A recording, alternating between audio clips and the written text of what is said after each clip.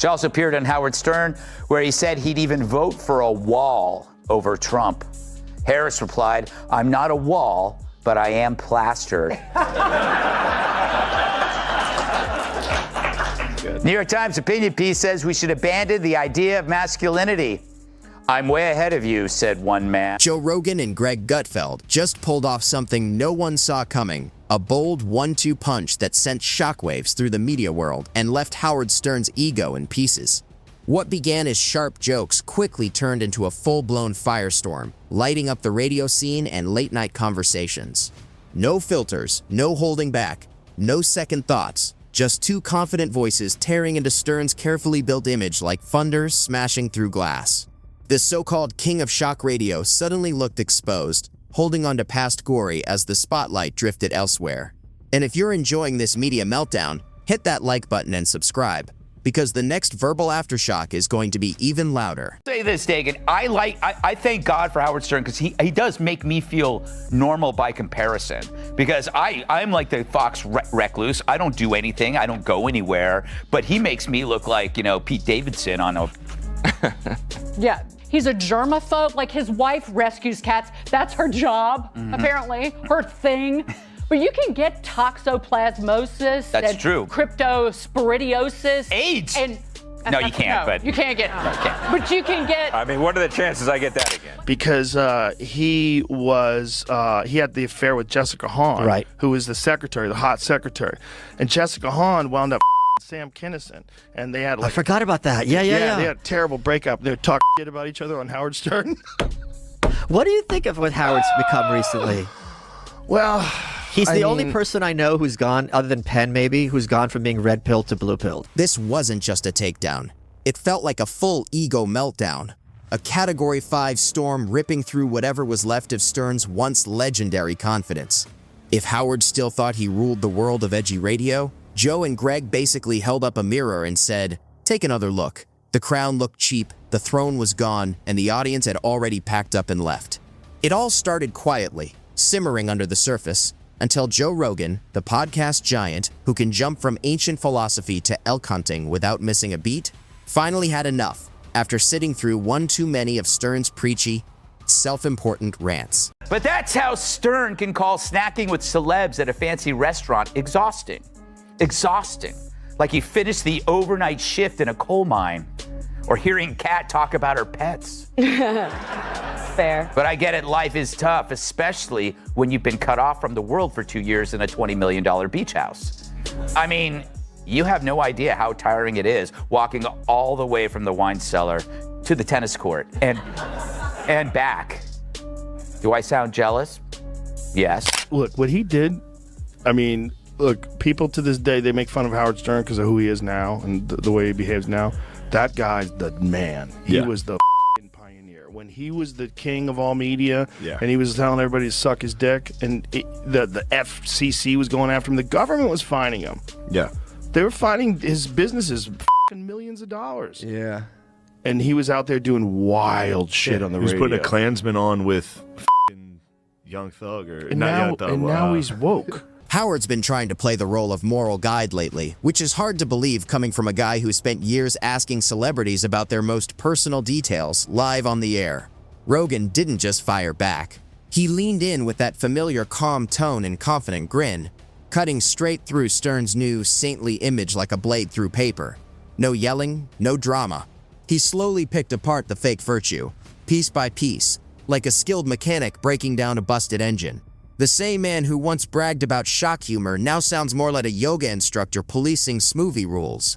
The irony is so thick you could spread it on toast. Right is insisting on free speech. They were the motherfuckers that were censoring everybody. Right. They wanted to lock Howard Stern up in jail. I was on Howard Stern's show. He was great at that time, and then he went woke. And since he's gone woke, his ratings have gone down the tubes, and he sort of went anti-Trump for a couple of reasons. They sued him. His parent company had to pay untold amounts of money. How much money did Howard Stern's company get fined? It was hundreds of thousands of dollars, if not millions. Insane amounts of money. The government was trying to shut down a radio guy for talking shit. He was very angry at MAGA. He said, "We've got to stop MAGA." And I'm saying, it's Make America Great Again. You know, it sort of doesn't work so well. And now that's the left. It's just patterns, man. It's just patterns where people can justify certain behaviors because it aligns. Howard Stern telling people how to live, Rogan muttered, the words sounding almost painful to get out. That's like Ozzy Osbourne hosting a class on clear speech. And just like that, Stern's carefully polished image started cracking right in front of everyone. Rogan wasn't being mean. He was being brutally honest. He wasn't tearing man down. He was pulling off the mask. After decades of outrageous bits and wild antics, Stern now wants to be seen as deep and serious. It's almost poetic in how ridiculous it sounds. The irony burns so hot, you could practically feel it coming through the screen. Yeah. And he was out there doing wild shit on the radio. He was putting a Klansman on with Young Thug or and not now, Young Thug. And now he's woke. Miami. It's crazy. Trick Daddy? Trick Daddy. Yeah, he has to be, though, because if, dude, the skeletons, that guy. Yeah, look at this. God hates. They're doing the Family Feud. Oh, and she No, there's escaped. also Hollywood Squares, but yes. Okay. They used to bring them back all the time. Just when it felt like things couldn't get any tougher, Greg Gutfeld burst in, grinning like chaos itself had sent him a personal invite. Fast, sharp, and full of energy, he turned the whole mess into comedy gold. Gutfeld didn't knock. He kicked the door wide open and danced across the wreckage with a playful smile. With perfect timing, he painted Stern as a washed-up rock star who traded leather jackets for judgmental sweaters. Howard Stern now sounds like that one aunt who watched a single climate documentary and won't stop lecturing everyone at dinner, Gutfeld joked, clearly enjoying every second. The crowd lost it. Laughter rolled in, mixed with a sense of relief. Finally, someone said what everyone else had been thinking.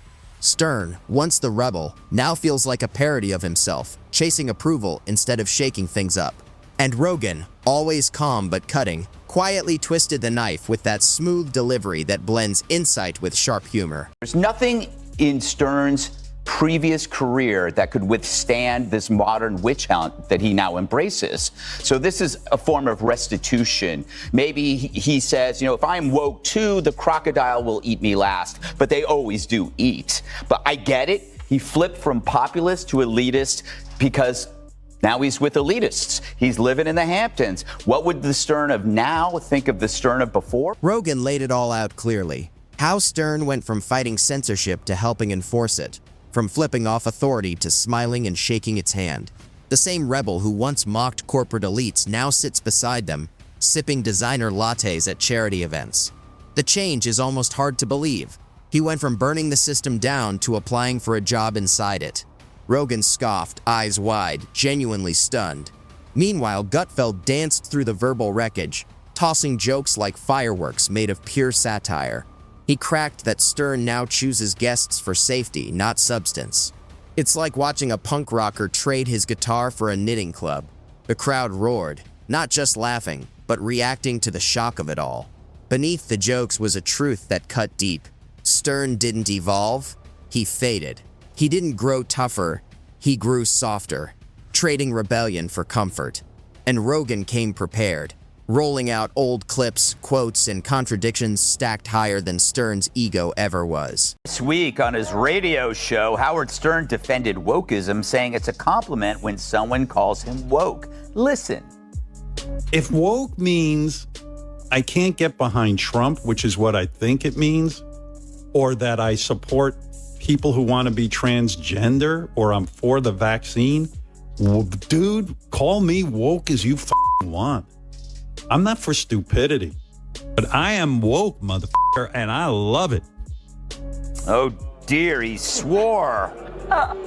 He swore that'll win over the woke.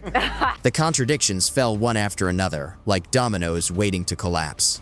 Rogan lined up the then versus now clips with surgical precision. One moment, Stern is grilling Pamela Anderson about implants on live radio. The next, he's lecturing Rogan about responsibility and platforms. The hypocrisy hit hard, like a slap with surround sound. It was like watching Evel Knievel trade his motorcycle for a reflective vest in a safety seminar. Just when Stern's loyal fans were quietly hoping it would stop, Gutfeld rushed back in for an encore, armed with metaphors sharp enough to cut glass. Howard Stern is like an aging magician, he joked, still pulling politically correct rabbits out of a hat no one asked for. The the room exploded. Laughter, disbelief, and a strange sense of satisfaction filled the air. Rogan and Gutfeld weren't being hateful. They were using satire like a scalpel, cutting straight through the act with precision. It felt like watching a once great artist repaint a masterpiece in beige. Rogan joked that Stern might find redemption with one last fart button and a little courage, while Gutfeld offered to lend him a spine if he ever decides to rebel again. When I watch them on Saturday Night Live with the where they have Maya Rudolph playing you, I hate it. I don't want you being made fun of. Oh my God. There's too much at stake. I believe the entire future of this country right now, I mean, as America, land of the free, home of the brave, I think it's literally on the line. So a guy who's supposed to be funny for a living now claims her candidacy is too important to joke about. This is a guy who once joked right after the Columbine massacre that the killers should have raped the students before killing them. Not that I like that Stern, but this pendulum swing from saying the most tasteless thing in the universe to putting your balls in a Tic Tac container. You gotta wonder what's going on here. It's striking that the king of the most misogynistic humor ever now turns into a breathless over a progressive, hopelessly shallow candidate. Then came the final mic drop moment. Rogan leaned forward and delivered the line that cracked everything open. Howard doesn't fight the system anymore. He sends it Christmas cards. The room erupted, and Stern's defenders went completely quiet. That silence said more than any insult ever could. What Rogan and Gutfeld did wasn't just a roast. It was a full-on reveal. They pulled out the ghost of Stern's wild past and forced it to face his watered-down present. This wasn't cruelty. It was truth wrapped in comedy. A cleansing fire hidden inside laughter. Deep down, people missed the old Howard, the fearless voice who said what others only dared to think. By the time the smoke cleared, the crowd wasn't just laughing, they were awake. They knew they'd witnessed a reckoning. In a world soaked in politeness and fake virtue, Rogan and Gutfeld said what no one else had the nerve to say.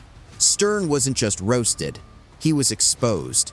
His contradictions and moral flip-flops laid out in a comedic autopsy that will echo across media history. This definition of woke, it's if you call someone a know-it-all, you're not complimenting them on the breadth of their knowledge. You're saying you don't know as much as you think you know. So yeah, woke doesn't have anything to do with vaccines. What it really means is sort of a slavish devotion to left-wing ideology and then repeating it so you can get social credit. Right. That's really what it means. Yeah. It doesn't mean that you're smarter than anybody. And he had said in another part of this set, because I believe in the science. Well, if you believed in the science, you wouldn't be hiding out like Howard Hughes. Now Howard stands at a crossroads with two paths ahead, and neither offers an easy way out. He can hold on to this polished, filtered version of himself, a timid shadow of the rebel he once was. Or he can face the truth and try to dig up that fearless spark he buried under fame and fear. One thing is clear, Rogan and Gutfeld didn't just make fun of him, they reminded the world why he needed to be called out. As the laughter died down, Rogan leaned in, calm and piercing, and asked the question that shattered Stern's image. Do you even like yourself anymore, Howard? The silence that followed was deafening. A generation that once cheered for the rebel suddenly realized they'd been rooting for a hollow imitation. Gutfeld, ever precise, jumped back in with deadly accuracy. Howard used to be radio's mad scientist, he quipped. Now he's the grumpy teacher handing out detention slips for saying the word crazy. Brutal, hilarious, and painfully true, poetic justice served with a double shot of caffeine. So they fucked with him for 14 years. 14 years. And that's not paid by the station, that's paid by him. Fine owners of radio station licenses that carried the Howard Stern show. A total of $2.5 million for content and considered to be indecent. Indecent. Like, why do you have those rules? Like, why do those rules exist? To keep obscenity from television and like... Maybe that was a good idea in 1950, when people didn't know any better. They weren't just poking fun at a man. They were shining a spotlight on a cultural collapse happening in real time. Howard Stern wasn't just a celebrity. He used to be rebellion itself, the human middle finger to conformity and fear. But now, he's traded raw defiance for reputation, shock for safety, and rebellion for applause. Rogan drove the point home with a metaphor so sharp it could cut steel. It's like watching the Joker become a mall security guard. The crowd roared, but under the laughter was a hint of sadness. Because whether you loved him or hated him, Stern once meant something. He stood for truth without filters and rebellion without restraint. Now he drifts wherever public approval takes him, afraid of losing the elite praise he once mocked. Gutfeld, grinning with savage delight, rattled off every hypocrisy Stern had ever exposed. Fake activists, self-absorbed stars, and phony moralists before delivering the knockout line. Now he is all of them rolled into one. You could almost hear Stern's old soundboard groan in shame. And then came the final sting. A punchline so sharp it left everyone stunned, slicing straight to the glossy shell of what Stern's legacy has become. Big thing. Do they still call it Sirius XM? Still Sirius XM, and I've heard that it's Howard's money. Yeah, but he has so much. Well, first It's of all, Howard. if he leaves, they're Oh yeah, because that's like how many subscribers Yeah. will bail when that guy leaves. dude. I did Howard Stern show 3 months ago, and I thought he wasn't in the room. But the way they have that set up is you really believe he's in the room, like almost like a hologram. They tricked you. Dude, I was talking to Howard Stern, but he was in Long Island or wherever he was, Florida, and I was in Rogan and Gutfeld weren't just tearing Howard Stern down, they were daring him to rise again. Every sharp jab and every brutal punchline carried a hidden message. Remember who you were, step back into the fire, be dangerous again, speak the truth. This wasn't destruction, it was resurrection in disguise. A call for the man who once ruled radio with fearless honesty to return. That wild, unfiltered voice that didn't care about sponsors, outrage, or approval, only the messy truth. Now, that voice is buried under layers of fear and polished PR. Gutfeld leaned back, his smirk cutting through the air like a blade, and said it plainly. Stern didn't evolve. He got tamed by fame and fear. The line hit like thunder. Rogan followed softly, sharp but sincere. You can't call yourself a king when the only thing you rule is your assistant's coffee order. The room froze, then erupted into uneasy laughter, the kind that stings because it's true. Rogan painted the final picture, Stern alone in his mansion, haunted by echoes of his old rebellion, replaying the days when he actually mattered. That's the ghost that follows him, not regret, but lost relevance. Beneath all the wit was something deeply human. They weren't hoping for his fall, they were begging for his comeback. Because they remember what Stern once was, and they know he could light that fire again, if he just broke free, burned the script, and remembered the legend he used to be.